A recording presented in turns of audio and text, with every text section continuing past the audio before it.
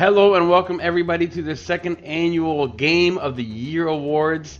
This is my list. I am Namtox, aka Dave, writing for Rectify Gaming. So please, I want to thank you all for hanging out and enjoying me throughout the entire year, all the reviews, all the stuff I put together. And the only game this year I regret not getting a chance to beat was Xenoblade: The Golden Age of Torna and Hitman 2, so I will check them out next year. If you want a list of the top 10 most technically impressive games, please check out NTF Gamer, my good friend. Check out his YouTube channel. I'll have the links down below. And I just want to thank all of you who have ever read an article or clicked the video or shared it or tweeted it, followed me on my Twitch. Any of you guys, thank you so much. I've been able to get into such a better place, and I'm really excited about my progress, and I can't wait to keep moving forward with all of you. So on that topic, let's get to the top 10 games. Now there are a couple that if I had a top 11 or a top 13, they would make it. So 13 would be Destiny 2 Forsaken, awesome expansion. I would think 12, probably Warhammer Vermintide 2, fantastic co-op game, great sequel. And 11, it would probably be Metal Gear Survive. Now I know people are gonna be like, Metal Gear Survive, blah blah blah. Metal Gear Survive is one of the best survival games ever made. Best playing for sure, has a really fun story, and the co-op is fantastic. Now, with all that being said, let's get into the proper top 10 best games of the year. A Way Out was made by Hazelight Games, and those are the people led by Joseph Ferris, who, if you remember correctly, said this. Fuck the Oscars, you know? Fuck the Oscars! Fuck you! I'll tell you!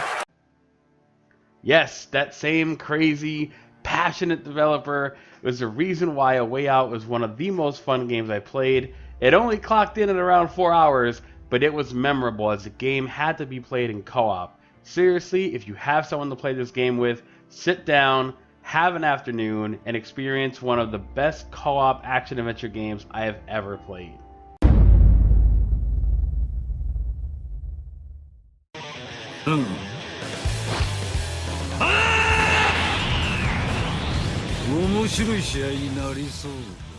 Arc Systems, after making the excellent games like Guilty Gear and BlazBlue, decided to take on the most of anime when they did Dragon Ball, and they knocked it out of the park with fantastic visuals, a superb 3 vs 3 fighting system, auto combos, dramatic finishes, and everything else and more.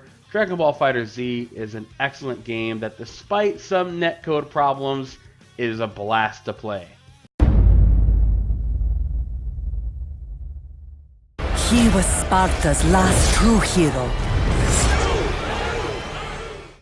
Assassin's Creed Odyssey was kind of crazy because the idea of following up Origins in less than a year's time seemed like you could have some issues. And despite the issues the game had, I did enjoy my time with Odyssey. I'm excited to see how it develops over its lifetime, and Alexios is probably my new favorite Assassin's Creed character, my favorite since Ezio Auditore Deferenze. The game goes a long way toward pushing the RPG side of the action RPG, and I can't wait to see where they go in the future. A history of conflict repeats itself at this old sea keep. You wish to fight me? You dare challenge me? Calibur 6 is essentially a reboot. Instead of advancing the storyline from 5, they decided to go backwards, and they set the game during the time period of the original Soul Calibur, while also bringing back fighters from the later games such as Terra and Zasalamel. The reboot theme is strong and carries into all elements of Soul Calibur 6, the characters, the gameplay mechanics, and most of all the fun I had while playing it with my friends. It may seem old and familiar, but there's enough new wrinkles in this game to keep it fresh and exciting for the modern fighting fan. 2B is also fantastic, and I can't wait to see who else is going to be in the character pass. Seriously, Soul Calibur 6 is great. Deadly sins roam the earth, free of our prison. It does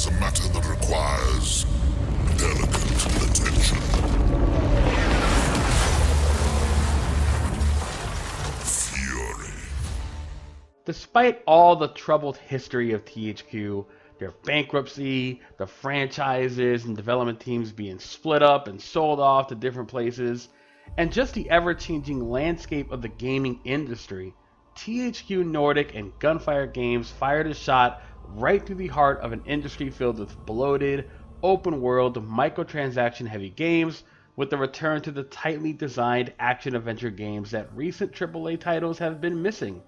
Darksiders 3 is a return to form, and I am so ready for the Darksiders 4 plus Darksiders 5, The Avengers of Death, to come out. I can't wait to play it. Seriously, Darksiders 3, don't miss out. Fury, probably my favorite new character of the year.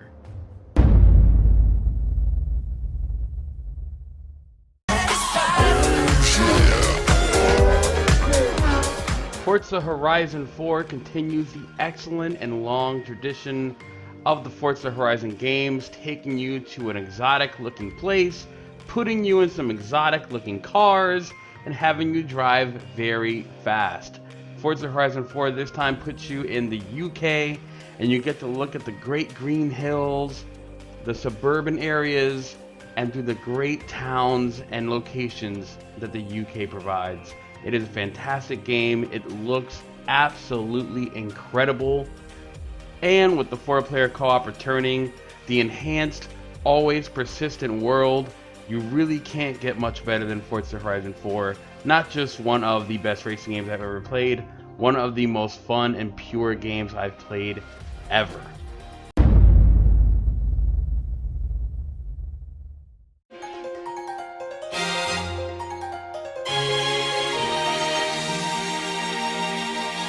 Can't escape from crossing fate. In a lot of ways, this game feels like Arc System was paying homage to Marvel vs. Capcom 2.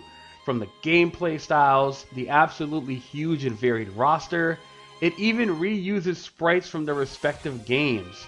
As somebody who isn't a huge fan of any of these franchises, it can be easy to brush it off as too much anime and a lot of characters feeling very similar. This dissipates shortly after playing because each character feels very unique.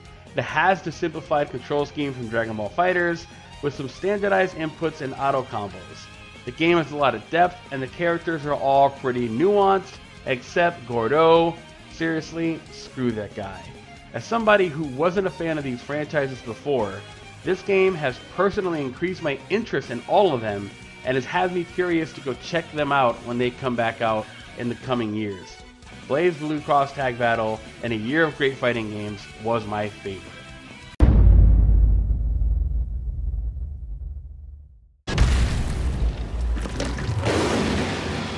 Years of making insanely impossible to penetrate Monster Hunter games, and then making some great ones that were forced to be tied down to a small screen. Monster Hunter World completely destroys that by breaking through without sacrificing any of its depth with Monster Hunter World. The hunt, the drive to defeat the huge and evil monsters and conquer them, that's what makes the game so great.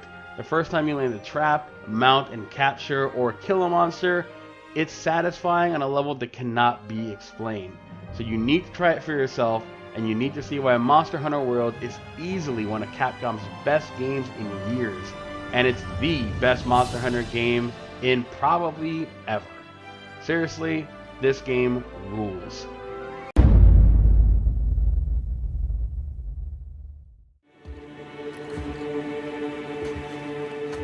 Find your way home. You are free.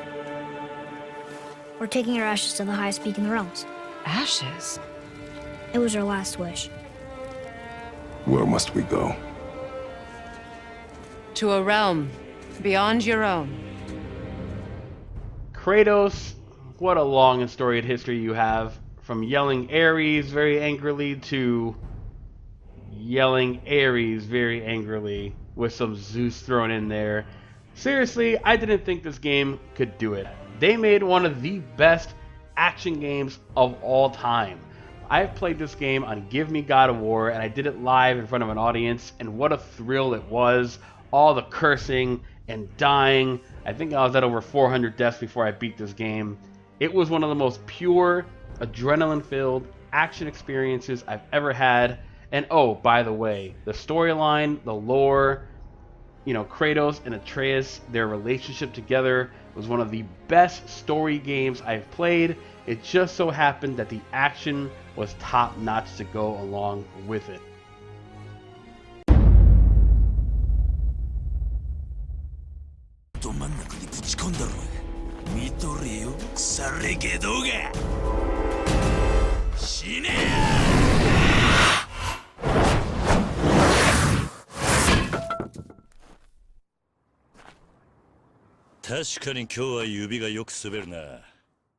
Yakuza 6 is a fantastic sequel and a great send-off for the Dragon of Dojima.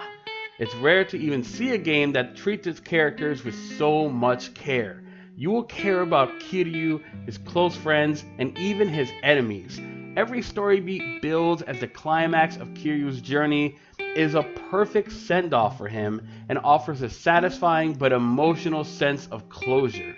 It's the rare example of doing more with less.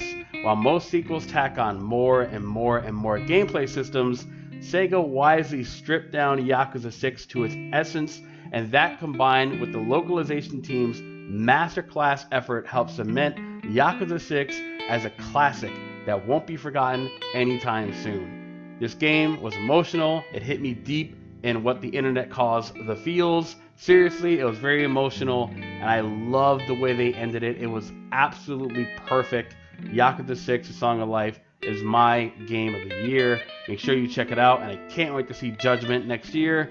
Thank you all so much. Like I said, the people who watched the videos, people who looked at the articles, the developers who make these awesome games for us to play. I could not be here without all of you, so I appreciate it. I'll see you in 2019. This is Namtox. Make sure to check out Rectify Gaming for all the latest reviews, news, and more. And have a safe new year.